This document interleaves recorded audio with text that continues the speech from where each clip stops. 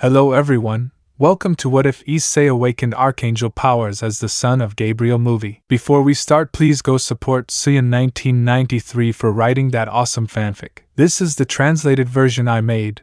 There will be some mistake in character's gender, but of course Issei is a male. Iseei Hyodo, a boy despised by the people around him, who are his family and known for the simple fact of being someone normal. One day they got tired of Issei and decided to finish him off, thus giving a new beginning. Prologue. Issei was crying, begging them to stop. Issei felt so much pain that he couldn't stand his torture any longer. While he was receiving blows from his father, who was giving him a belt that he had given him on his birthday, he wondered what he had done wrong, because his mother looked at him with contempt. What did he do to deserve this life full of punishments and hardship? Issei screamed again in pain when he received an attack that amputated his left arm. Issei fell to the ground writhing in pain as he tried to stop the bleeding with his right hand. For a moment he managed to see who had attacked him from behind. It was his older brother, who had a satisfied smile. With difficulty he got up from the ground but slipped in his own pool of blood and fell back to the ground. He tried to get up again but received a kick to his chest that threw him a few meters. The brown-haired man felt like he couldn't breathe.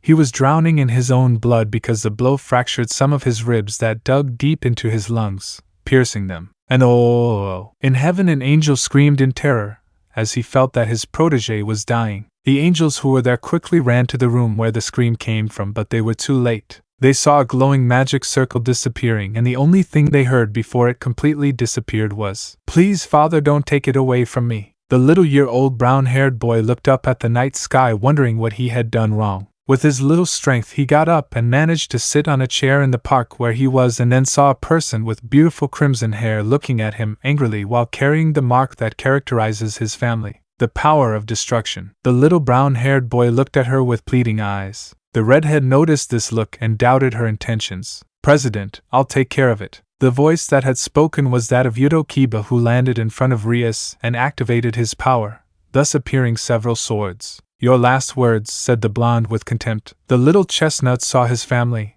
and they were smiling with joy. He turned to see his friends, and they were already dead. With his gaze slowly fading, he looked up, seeing the stars that lit up the night sky, and with difficulty he said with all his strength, "Aloy, Sabachthani Lima." Having said this, pairs of very white wings sprouted from the chestnut's back, revealing the beautiful white color that it had, but they were dyed with a deep red color. Issei was being impaled by several swords almost all over his body. With almost no strength left, Issei raised his right arm, opening his hand as if he wanted to grab something, and said, "Thank you, Father." "Son!" Two streams of light fell on either side of the small chestnut tree, each one conveying a strong sacred power, but they were also so different. A beautiful blonde woman approached the brunette, and very delicately sat next to him, and hugged him. "My son, Mom is already with you." Chapter 1. It was a new day in Qua City, and a little chestnut tree knew it. This little chestnut was called Hyodo Issei, a tender and sweet-year-old boy who had a natural gift of making many women become Shotokona's nymphomaniacs after seeing how adorable Issei was. The little chestnut tree was kneeling in front of the window that illuminated his room,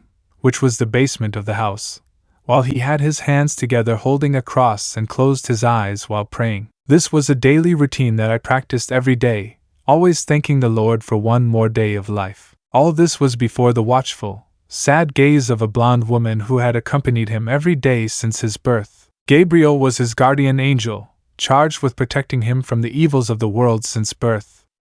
This job was assigned to him by his father generations ago, just before his death. Gabriel, upon meeting the chestnut tree just after it was born some time ago, felt that what she saw was the most beautiful thing she had ever seen, and a feeling of protection was born in her. Years had passed and the life of his little chestnut was going well, but just on his 8th birthday his life took a very abrupt change. Gabriel found the little brown-haired boy crying in his room, trying to soothe the pain of some open wounds on his back. The angel, seeing with horror the seriousness of this, searched by all means to find out who was the cause of everything that was happening to his protege. Thus realizing what had happened, Issei's year-old older sister had framed her brother for something he had never committed, thus getting away with punishment. With fury he tried to make her pay for her crimes, but his father's words echoed in his head, calming him from his outbursts. Time passed, and the chestnut tree's life worsened to such an extent that the most beautiful angel in heaven cried every day, praying to her father to stop the cruel fate that her protege had to live. She remembered all the misfortunes of her young and small protege, the times he was blamed for things he never did, and thus punished in inhuman ways on more than one occasion. She witnessed all the injustices that she suffered every day because of her older brothers and her parents.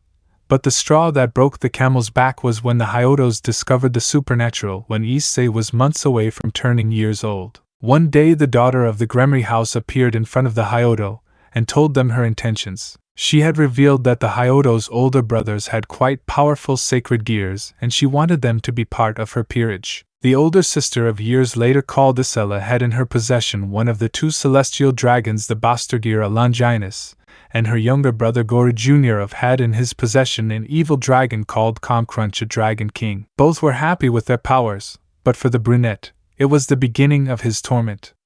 Being only a simple human made his family treat him with even more contempt, to the point of beating him for every little thing he did wrong. Rias, to avoid dealing with future problems, decided to erase his memory so that he would not have to get involved with the supernatural. But this did not change much the fact of being beaten almost every day for not being able to meet the expectations of his parents. Even at school he suffers bullying because of false rumors caused by his older brothers. The little chestnut tree's life was going down the drain. Gabriel remembered a day that would mark his entire life. After so many months of seeing the pain and suffering that her protege was experiencing, she decided to break a couple of rules in the Guardian Angel Manual. So she decided to take her little boy something to eat because she had noticed that he was beginning to show signs of malnutrition due to not eating well, sometimes only eating the leftovers that were left for him from lunch, if he was lucky. But upon reaching her destination, through a special magic circle, she dropped the pot containing the food on the floor, spilling its contents after seeing her little baby hanging from a chain with no sign of moving in shock. Iseei, with a movement, Gabriel destroyed the chain that held the chestnut's cold body and fell right into his arms. She screamed in desperation, trying by all possible means to wake him up. With tears falling in torrents, she noticed that Issei's body had no pulse, so she did the only thing that had occurred to her. She gently hugged the little brown-haired boy's body and began to sing a song that her father used to sing to her from time to time when he saw her sad. A faint golden glow covered Issei's body as Gabriel cried with his eyes closed and continued singing with a voice full of love. This was the case all night until she opened her eyes and happily saw little Issei hugging her while calling her mother. Since then, Issei prayed every morning. Despite not remembering anything that happened that day, he felt that it was the only way to be connected with his real mother, according to his own words. Once this was finished, he quietly left the house to avoid any altercation with his family and headed to High School. Gabriel said goodbye to the brunette with a kiss on the forehead that unfortunately the brunette didn't feel, and with a smile he is disappearing from the place in a beam of light covered thanks to the first rays of sun. Chapter 2. The chestnut had arrived early at High School and was greeted by a small breeze that had momentarily cheered him up. With slow steps he walked towards the building, heading towards the music club as it was his favorite place to start the day. After arriving at the club thanks to the copies of the keys that the club president gave him after fulfilling a condition which was to give her a kiss on the mouth, which he did gladly without realizing that he had lost something valuable. Once he had adjusted the height of his seat and placed some books as a ladder, he saw that it was almost time to enter and that the other students would soon arrive. The little chestnut activated some devices making an unpleasant noise, and then stabilizing after making sure that everything was in order. Chopin Nocturne No. When they started playing, the megaphones located throughout the high school sounded majestic music, causing the teachers to smile and the newly arrived students to feel relieved because the music caused their bodies to relax and wake up, giving them a feeling of food security, starting another day of studying. After finishing and tidying everything up, leaving it spotless, the little brown-haired boy went to his study room where he was greeted with a big smile by his classmates. Despite being younger than them, he is one of the smartest people in high school, occupying first place, and also being a very sweet and kind boy, which causes some nosebleeds in the girls, and even his teacher. That was his life, a perfect life where everyone helped him every time he made a mistake, one where he had the trust and friendship of all his acquaintances. This is how it was before I got to first grade. Issei, just Issei, a boy who was once known by people as a real angel, cute, intelligent, kind and above all kind-hearted. But that was before Issei agreed to skip some grades, reaching second year at the age of. A big leap in his life and the worst decision he could have made, thanks to the envy and lies of his older brothers, who unfortunately had the support of some influential people. Issei's life went down the drain in just 2 weeks since he went up a grade. Now we see a little brown-haired boy crying and pleading behind the sports store. He was being brutally beaten by several boys while with a satisfied smile on their faces. The reason for this is because he was taught many cruel things, calling him useless, a loser, a liar, and a pervert. Of course, there were some people who opposed this, but the straw that broke the camel's back was that he was accused of raping one of his classmates, something that unfortunately everyone believed when his older brother presented some false evidence, such as video cameras where he was seen accompanying a girl with long, white hair. When he tried to defend himself, he was silenced, and the boos were not long in coming. Since then he suffers from bullying almost every day except for the times when for some reason he was alone on the school roof. The chestnut's life was a horrible one. Issei lying on the ground with his face purple with his clothes stained with blood while being kicked by some bullies tried to contain not all his strength to stay conscious, and fortunately for him the entrance bell rang, thus ending lunch hour and his suffering. With some teeth, several fractured tickles and a useless arm thanks to using it as a shield, he tried to get up with difficulty and began to walk slowly while leaning against a wall. His goal was to get to the classroom because if they didn't make it he wouldn't take the exam, and if he failed he would have a very bad time. Just imagining that, the little brown-haired boy began to cry, and in desperation he began to move faster, falling to the ground and screaming in pain. Her scream caught the attention of a black-haired girl with pigtails who was sneaking into the academy with a camera in hand. The scream she managed to hear with her enhanced demon senses had caught her attention, and with curiosity she searched for the source of it, finding a surprise. In front of her was a brown-haired boy stained with blood and with a very strong smell of iron, a sign that it was recent, while she saw him crawling on the ground crying and begging for help. Without knowing who he was asking for help, he looked around and was surprised to find that many people were looking at him with joy. Others had a twisted smile and some were recording while he laughed. This enraged the woman with pigtails who without saying a word cast a derm spell on everyone and then appeared next to the little brown-haired boy, and taking him gently she disappeared using a magic circle. Chapter 3. Issei woke up in a pink room full of stuffed animals and some feminine objects. With his thoughts scrambled and being confused he began to look around, confirming his suspicions of having been kidnapped. With his body trembling, Issei began to panic and searched around for something that would help him escape. With a shower tube and a good piece of broken glass, he managed to make a small improvised spear. With slow and silent steps, he left the room, but unfortunately for him, he was hit by a person, falling hard to the floor, remaining face up, immobilized, facing his attacker. A noticeable blush formed on the brunette's face when he saw the purple eyes that shone like a beautiful gem. Unable to contain himself, a nasal hemorrhage occurred and he fainted. Seraphal watched the little brown-haired boy's reaction with amusement. The sound of several footsteps echoed through the castle's grand halls.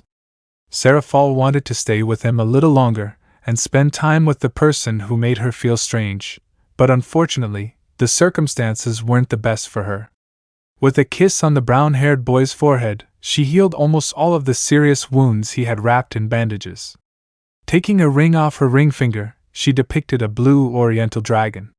Seraphal placed it on Issei's right hand, right on the same finger, and with a magic circle, she disappeared from the hall. Shaking the dust off her magical girl outfit, she entered her room to wait for her guests to find her. The city of Ko was under a thunderstorm. A teleportation circle appeared in a part of the academy, and from it emerged Issei. The constant drops of water that fell on him woke him from his sleep. Confused by his last memories and checking his body to find any kind of damage, Issei got up and began to walk slowly in the direction of an apartment building that was nearby, ignoring the small object that he had in one of his hands. The brown-haired boy's body was soaked, and with blood stains that still hadn't disappeared from his clothes. Issei felt like his body hurt like hell, but that didn't stop him from continuing on his way. He finally reached his destination, a luxury building where some of the foreign girls who studied at Ko High School resided. The building was divided into two parts, Wing A and Wing B. The brunette headed to Wing B where his current girlfriend Maruyama, the president of the Kendo Club, resided. Just before knocking on the door, Issei clearly heard the loud moans coming from inside the room where he was standing. Tears began to spill from his face unconsciously. His mind was in chaos with two different lines of thought. On one hand, he wanted to run away from the place and accept that his girlfriend was cheating on him with another man, and on the other, he wanted to go in and trust that it was all a lie. With determination, he decided to trust his girlfriend, and as he entered, he quickly lost all the strength that his body and mind had gathered. In front of him was his brother lustfully thrusting into the naked body of his girlfriend Maruyama, while she screamed in ecstasy another name that was not his. Chapter 4. Hyodo Issei, a boy with a big heart despite his horrible life, never stopped showing the love and affection he felt for his loved ones, but now, upon seeing such a scene of betrayal in its maximum expression, he finally accepted the reality that surrounded him. The bubble of innocence and ignorance in which the little brown-haired boy had waxed for years was finally burst. Issei cried.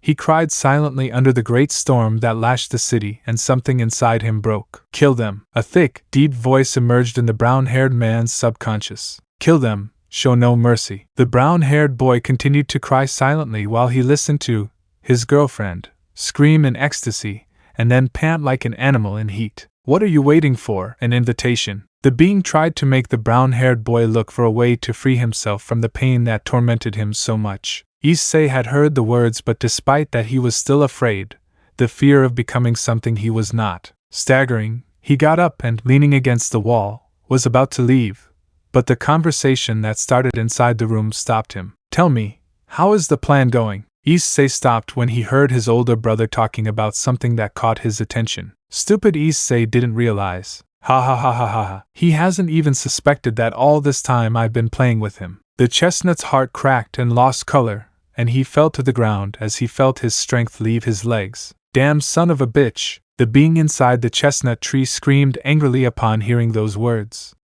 This being hated betrayals, but what he hated most were those who played with the feelings of others. He was disgusted by them. If you only saw him when we went out on a date, he was so pathetic that I was thankful, and the best part is that he thought I enjoyed it. The heart of the chestnut cracked and shrank as it slowly lost color. That idiot disgusts me, but I must admit that his misery comforts me. Taking Maruyama Gora's chin, he kissed her hard. You know, you're better than that poor devil. If I had to choose, I'd choose you. Those words made the chestnut tree stop crying.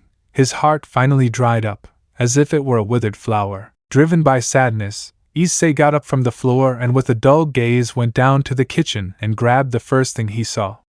Taking the bottle of vinegar, he slowly went up to his girlfriend's room, and upon entering, he saw his brother ending up back inside Maruyama. Opening the bottle, a strong sour smell filled the room, something that was not noticed by the couple as they were so immersed in the ecstasy of pleasure. Issei knew that in a direct fight he wouldn't have the slightest chance, but when he saw a chair with seminal fluid on it, he decided to follow his instincts. Leaving the bottle on the ground, Issei took the chair and without saying a word, used it as if it were a mast, hitting Goro's body hard and abruptly, who received it full on, sending him flying far away. Maruyama woke up and saw with horror the brown-haired man who, taking the remains of the chair, began to hit his brother hard, leaving him with multiple bruises all over his body. Issei stopped when he felt himself being pushed against his will, falling to the ground. When he looked up, he saw his girlfriend working to protect Goro's wounded body. Maruyama was trying to protect her boyfriend from Issei, who, according to her, was acting irrationally and wildly. Tell me, do you really love me? The brunette didn't understand Issei's question and said the first thing that came to mind. But what are you talking about? If I love you with all my heart. Maruyama saw how Issei got up from the floor again, and then went to his bed and took a white rabbit-shaped stuffed animal, and said to him, Do you remember this? Yes, that's the first gift you've given me. Maruyama didn't understand the brown-haired man's question. He saw him as stupid, but her surprise was great when she saw how the brown-haired man took out a small ring from inside it. Tears began to unconsciously overflow from her. You know, when I met you I thought it was love at first sight, and I decided that I would do everything possible to make our relationship last. This ring was supposed to be given to you on our graduation day. The chestnut tree threw the simple-looking ring to the ground and it rolled down to Maruyama's feet. That ring belonged to my grandmother. My grandfather gave it to me to give it to you when the time came. After saying that, the brunette began to cry hard. Something inside her told her that she had ruined it. But regardless of this, Issei took Goro's body, who was now conscious, and dragged him, then kicked him hard several times. He tried to defend himself, but the previous wounds did not heal and that caused him great pain. Issei hit him hard in the stomach, causing him to spit blood and then fall down the stairs. The noise this caused woke up the surrounding residents of the building, who came out of their rooms or apartments to find out what was happening, and when they saw that it was a fight they immediately began to record, with the exception of some girls from the kendo club who identified Goro and went to try to save him, but when they arrived they saw the brown-haired man holding a bottle which he poured over Goro. "Ah! It's burning! It's burning! Stop!" Goro screamed in pain as he felt his wounds burning from the liquid Issei poured on him, and once it was finished Issei hit his brother one last time, leaving him unconscious. "What the hell is wrong with you? You almost killed him!" Issei heard this coming from a pink-haired girl. It was Keitase, a friend of Maruyama. When he was going to answer, Maruyama left the apartment using only a sheet that covered her. "Please forgive me, please forgive me.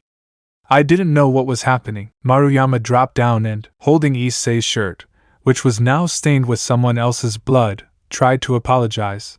But this didn't happen as he fell abruptly to the ground. "You cheated on me, you betrayed my love for you, don't look for me." After saying that, the little chestnut tree left the place before the astonished gaze of the others and the bitter cries of a chestnut tree. Chapter 5. The night was dark and desolate. The sad cries of a certain chestnut tree were drowned out by the intense noise the rain made as it fell to the ground. Issei was devastated. His heart now seemed like an almost withered flower, slowly losing its characteristic light. Slowly but steadily, the small chestnut tree moved toward a certain place in the center of the city. Issei had originally thought of going directly to where his home should be, but after arriving through the alley that passes behind the house, he had heard what was apparently a party. Issei, knowing what could happen to him if he decided to enter, preferred to endure the pain he felt and, pressing his lips together, continued on his way in search of a better place. After minutes of walking, I finally reached a dark alley that led directly to the red light district of the city. It was the most dangerous place in the city. This place was not part of the supposed territories that the Citri or Gremory family watched over. He walked slowly, leaning against the wall and with all the strength he could muster, trying not to fall to the ground. The rain was incessant and pounded the dying body of the brown-haired boy, who at least had a slight smile on his face, knowing that if he didn't die from bleeding out he would die from hypothermia. His steps were cut short by the appearance of some bandits who had surrounded him. Each one had the face and clothing that they were high-class criminals. Their faces were hidden by their wet hair that fell on their faces, not to mention that their silhouette was barely visible thanks to standing in a dimly lit place. A big guy with a scar on his face and who was apparently the leader approached him clearly with hostile intentions. He was carrying a military knife and a crazy smile on his face. "Hey you, whoever you are, leave all your things and get out of here." The large man who was apparently the leader had a grin from ear to ear while the others let out slight laughs at the situation. Issei was extremely tired. His body that had previously hurt now felt as if his limbs were asleep. His face was now a paler color while his expression seemed sickly, but even with the state he was in, including the situation, he continued smiling despite everything. The rain stopped momentarily, and the gray clouds laden with water moved away to let in the faint light of the moon that shone beautifully on that night. The face of the brown-haired man, which was previously hidden by the darkness, was shown to the leader of the bandits who, upon seeing him, was able to recognize him immediately. Teitenshi. The man dropped the knife he was carrying and rushed towards the body of the brown-haired man, who slowly began to fall. Thanks to his reflexes forged over years of experience in the underworld, of which this achievement was part, he was able to catch him before he hit the ground. "Aji-san, it's good to know that you're okay," the dying chestnut asked with a tired and clearly sleepy voice. The man, seeing the state the little chestnut tree was in, panicked. Who would be the unfortunate person who would hurt such an angel? According to his own words. "Boss, quickly, we're losing him." One of the bandits who accompanied him there screamed equally in panic as he did, and without wasting any more time they started running to the only place where they knew they could help him. the rain began to fall. The heavy footsteps of the group of bandits caught the attention of the people who worked and visited that place, and upon seeing the figure of the small chestnut tree, everyone without exception felt as if their soul was escaping from their body. Many began to cry and others became angry and began to spread a message throughout the red zone about what had happened that night. Our Tenchi has been seriously damaged. Chapter 6. The red light district of Coast City was unusually quiet. For many, it's normal that at that time of night, shops and other businesses would be closed. But in this area, it's not exactly normal, since there are usually always lights, music, people having fun, and the occasional thug awake to take advantage of the former. But everything was silent. Bandits, prostitutes, and drug traffickers working in the area were waiting inside and outside a clandestine hospital that operates hours a day. Even some supernatural beings were present. Many of them are enemies or rivals with whom they would normally try to kill each other, but due to the situation itself, they maintained a non-verbal truce. The street leading to the red light district was closed and guarded by corrupt police and guards from some private institutions that do business in that area, while in heaven fallen angels guarded the hospital, renegade demons stalking the shadows in search of clues of what had happened. They all had complicated expressions while the commissioners, yakuza bosses, presidents, and government officials waited in pain in front of the glass that separated them from the operating room. The Governor General of the Fallen Angels along with some cadres who maintain a close operation in the city were also on site patiently awaiting the verdict. It was long hours of tension and desperate screams from the doctors who fought against death to keep alive that little chestnut that they all adored and thanked from the bottom of their hearts. The nurses took the chestnut-haired man's body to a remote and exclusive area of the hospital while the doctors left to give the news to those waiting. "Will live." That simple word spread like wildfire throughout the place. Many breathed a sigh of relief, others fainted, while the rest thanked heaven for saving him from his cruel end. One of the oldest and most experienced doctors left the room, taking the chiefs with him to give them a more detailed report. Upon arriving at a simple office, he offered those present a seat. "Well, what do you have to say?" The city chief commissioner spoke. This man of almost years, brown hair and stern face with sharp gaze was called Kai. The doctor stood in front of the window that gave an excellent view of the city, and stared at it for a moment before hitting his office table, breaking it while his fury was seen. "Bucking bastards." Everyone in the room was impressed by what was said. The old man in front of them was a doctor who was previously recognized as the best doctor in the world of his previous generation, and who was usually always calm and cheerful. But now they saw a side that no one knew about. Multiple bruises in the masseter muscles, minor oblique, adductus minor, internal vastus, peroneus longus, adductor medius, biceps, brachii. "Excuse me, but in Spanish," one of the government officials, more specifically from the customs area, interrupted the doctor who was saying all those unknown words very quickly. The doctor looked at him for a moment before bursting into screams. Blows to various areas of the body. Cheek, arm, leg, back, neck, chest, abdomen, gluteus. A huge blood clump on one side of his crotch that I don't know how the hell it was made. Fractured left leg, right leg with torn muscles, reddened skin on his back from exposure to high temperatures, a perforated lung due to 3 broken ribs piercing it. His eye sockets as well as his entire skin show light cracks, and the doctor stopped in his tracks. Everyone present had their mouths open. They could not even imagine all the pain the brown-haired man had experienced. "So what?" "Say it, it can't be that bad," said the head of one of the Yakuza groups. "The boy," he said as he fell into his seat, "shows signs of torture. Almost his entire body is covered in scars of different kinds, cuts, burns, bruises and half-closed wounds that seem to have been like that for days. Many of them were infected while others were intentionally kept open as they now show signs of putrefaction. And also, the man lost his voice while trying to contain his tears. The boy suffered dismemberment of his testicles. He can no longer have children. And what about magic or phoenix tears? Could that help him in any way?" Azazel asked hopefully. The doctor denied and said, "The damage to the boy's body is irreparable.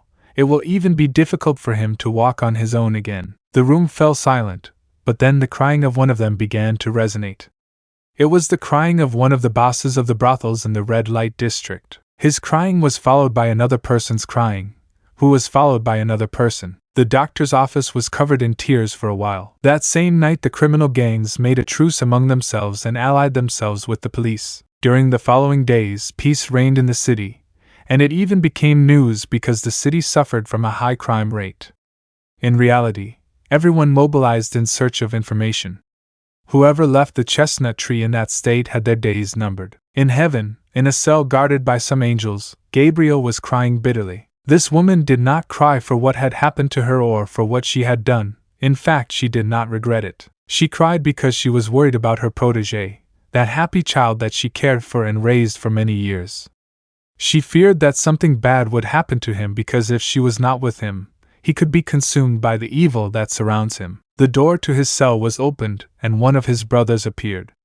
It was Michael. Gabriel, seeing him, rushed towards him and begged him to set her free, but he refused. According to him, she broke many rules and abused her position on several occasions, and thanks to this the heaven system suffered an aberration. Everyone was angry at her for making their jobs get bigger and damaging one of her father's creations. Her lack of awareness and sense of responsibility led her to her current situation. Gabriel did not apologize for what they blamed her for, but they did not listen to her either, and that is why she now found herself in jail. Michael left, leaving the blonde with the words in her mouth while she shed tears and asked her father to help the brunette wherever he was now. Chapter 7. A small chestnut tree walked fearfully while looking very carefully around it. He was lost in a place that was completely barren. Life could not progress or settle in a place where scorched earth, active volcanoes, rivers of lava and a sky full of sulfur and soot was all that was offered. Issei walked for a few hours while staying alert to the elements of the chaotic ecosystem. He doesn't know exactly how long he walked between the more or less safe places, but thanks to the path he decided to take, he had arrived at a dragon's nest, but this one didn't look like any dragon. It was too big to be a normal dragon. I see that the one who came to my domain is a small and insignificant human. The chestnut recognized the dragon's voice. Tell me what brings you here. Issei looked at it with some fear. The dragon was colossal, and he saw it from afar, on the crag of a cliff who knows how many meters high. He was never good at math. Ha ha ha ha. The dragon laughed with joy, raised his head to the height where the chestnut tree was and said, "You don't have to worry, human. You're too small to serve as a snack for me." Issei paled at this, but he didn't waver in his stance, and asked a bit nervously, "And who are you, Dragon-sama?" "Ha ha ha ha, I like you, boy, you have courage. Not everyone has the courage to stand in front of me and ask my name.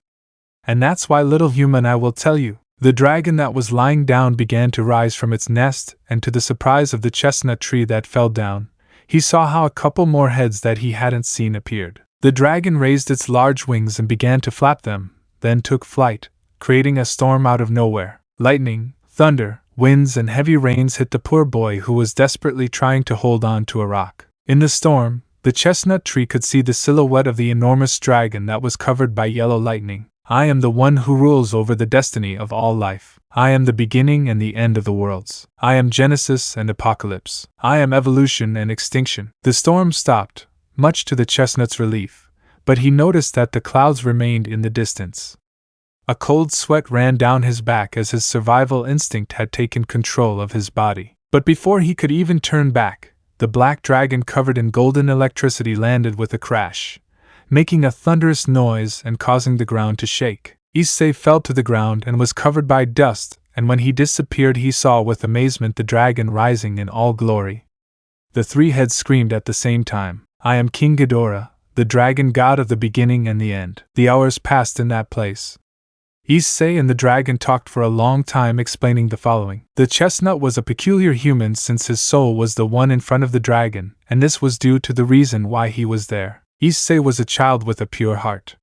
He had enough positive points for his soul to reincarnate many times, which made him strong because it was somewhat rare to see a human reincarnate in another world. It was in chance, and that was when he was only years old. Ghidorah told the brown-haired man about his encounter with death, but thanks to him, death brought him to this place since he owed him a favor. Issei asked the reason behind it, and he responded by asking him, "I know, what do you think of this world?" Chapter 8. The brown-haired man remained silent for a while before answering. "There is no salvation." Ghidorah already saw this answer coming despite the nature of his heart. "Why do you think that?"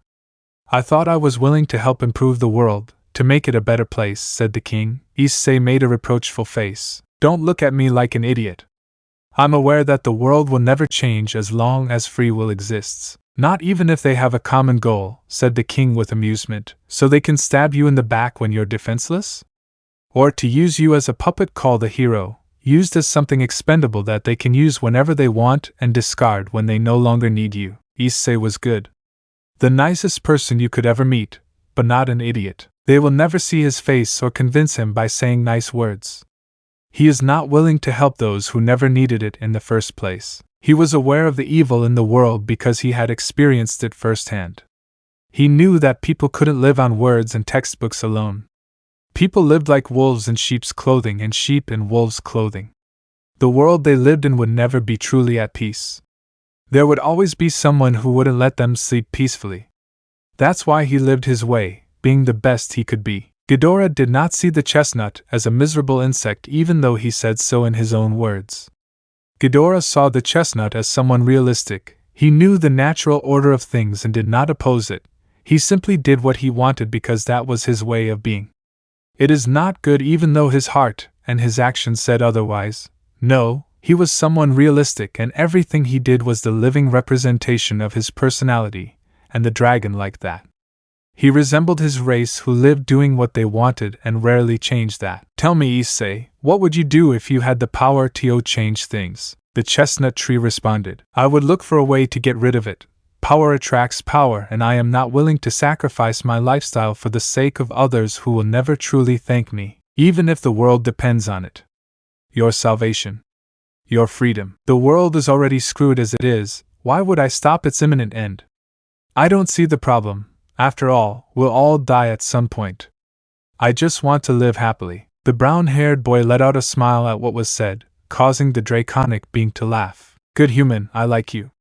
From now on we will be friends. Ghidorah extended his arm until he placed it in front of the brown-haired man, forming a fist. A tailed friend taught me how to do this when forming a friendship. Issei bumped his fists with him, creating a solemn scene. Shortly after that Issei blinked and suddenly appeared in a white room. He felt stupidly tired and his body ached as if he was going through hell. The brown-haired man noticed that he was in patient clothes and there was a calendar in front of his bed. It said August 6th, giving him to understand that almost a week had passed. Issei lay back down on the bed and let himself be embraced by Morpheus' arms. Shortly after, a nurse who was passing by arrived to do her duty, and upon seeing the brunette awake, she fell silent and tears began to fall. The boy who had helped her escape her cruel fate at the hands of her ex-boyfriend had now woken up after days of suffering. The nurse dropped her clipboard with a thud and then started running to the doctor in charge to deliver the good news. On the other hand, things for the demons were really bad, more specifically the Gremory and Citri. The businesses they shared in the city of Qu were involved in a series of problems after other robberies to their bank accounts, looting and terrorist attacks on their commercial facilities such as their shopping centers and hotels. Even the contracts that were in force or were expected to have a satisfactory result were cancelled in their entirety, leaving them in a problem that they had not had since after the civil war in the underworld. They had no money. Even the heiresses of said families were attacked and their pieces could not do anything to avoid it. Sona Citri had received considerable damage and was sent to the family hospital, which they did not take well at all. When the Citri broke all alliance with the Gremory, they took matters into their own hands.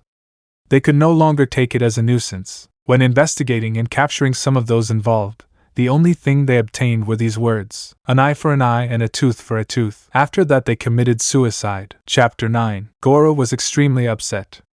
He was completely humiliated by his stupid younger brother, and to top it all off, he had disappeared a week ago. The chestnut tree with his father's name walked with a slow, jerky pace from school to his house. His body was mostly bandaged, and he couldn't exert himself much because one wrong move would make him hurt and twitch every time he passed by. Furthermore, the dragon sealed inside him didn't speak to him and didn't even bother to lend him any power to regenerate, and despite being a reincarnated demon where they were supposed to be better in many ways than humans, the truth is that he never felt the need to train, and even after losing to the Phoenix demon he just assumed it was just his luck. He was supposed to be much stronger thanks to the evil dragon inside him whose strength is comparable to that of the celestial dragons. Upon reaching the last block of his house he was suddenly surrounded by many hooded people and before he could react he felt a sharp blow and then lost consciousness. Sir, the target has been secured. Through a magic circle, one of the hooded figures spoke. Well done, you know what to do. It had been almost a month since Issei disappeared. The truth is that almost no one cared. The only people who did were Maruyama and his perverted friends, and unusually Rias Gremory. The aforementioned was completely upset with the chestnut and the Hyodo. Never in her life had she seen humans treat a member of their own family so badly. And the truth is, he felt guilty. Issei was a good boy, and he felt terribly bad because he knew that part of the blame for his life being so terrible was his. If only he had done things right from the beginning like his mother had advised him. After the first week in which Issei disappeared, she was willing to organize a search with the help of Sona, but then one of her pawns, Gora, disappeared for days, making the objectives change. When they found him, he was really bad and they had to take him to a Citri clan hospital. When they gave him the report about what he had, he felt his skin crawl just by reading the first paragraph. Whoever kidnapped him must have felt a lot of hatred for the brown-haired boy. When they checked his gear, they found it hollow. Something that surprised those present, and they asked for the intervention of Ajuka Belzebub, who diagnosed that his secretier was empty. In other words, whoever kidnapped him took out what was inside. Most likely, that was their objective. A month passed and nothing was known about Issei's whereabouts. The only change was that she was officially Riser's fiancée after celebrating the engagement party publicly. At this moment, Rias was shopping in the human world with Akino, and she was waiting for the aforementioned to return from buying some things at the lingerie store when suddenly someone bumped into her. When he looked closely, he found a girl he recognized. She was a girl who usually ate sweets with Kaneko at a store near the downtown park. As she was about to start a conversation with the girl, a brown-haired boy appeared and apologized to her. Rias was mesmerized for a moment by the brown-haired boy. It was the one she was looking for, but he had changed a lot.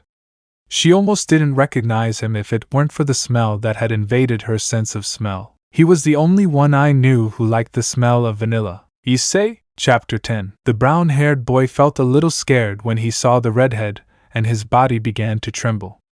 If she was here, that means that one of her brothers must also be nearby, and that was bad news for him. Acting as if they were complete strangers, the brunette left with the girl, leaving Rias standing in the middle of the street.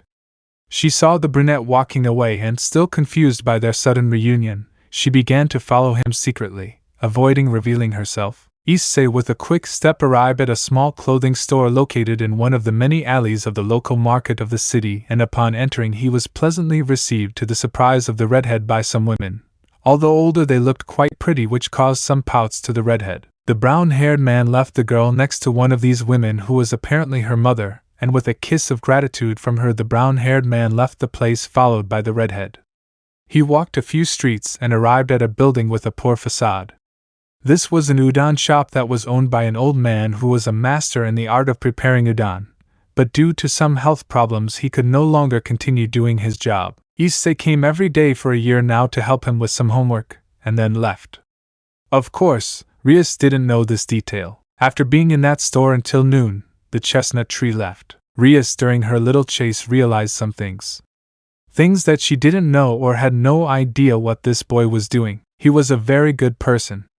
He helped others, most of the time, whether it was cleaning, selling, distributing pamphlets, carrying heavy things, or even taking care of or walking the dog. By the end of the day he boarded the bus at a stop near a fish shop on the city's waterfront. Rias, puzzled by these activities, decided to spy on him the following days. And just as she had planned, the following days were dedicated to watching the chestnut tree, leaving aside her duties as king and governor of her part of the city, leaving everything to her queen's peace, already dreaming of making use of some favors that she owed him. For several days I watched the changing activities of the chestnut tree with surprise at the incredible number of people grateful to him for giving them a selfless hand, because some of them tried to forgive him, but Issei simply denied it, and said, "No problem.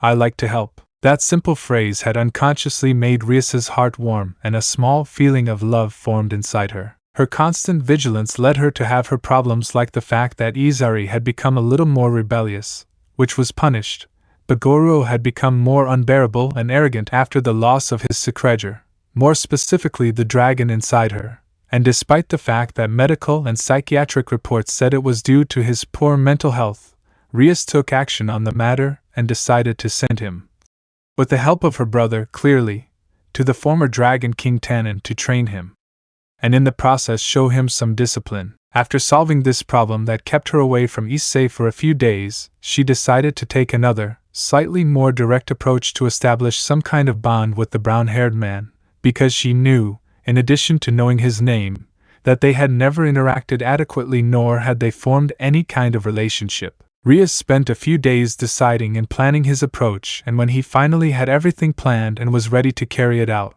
a disaster occurred by the name of a certain Chestnut Hyodo. Let me know in the comments below if you guys want the next part. Also check out my other video that has been shown and left. Thank you for watching. If you enjoyed this video, please like and share this video. And have a fantastic day. Bye.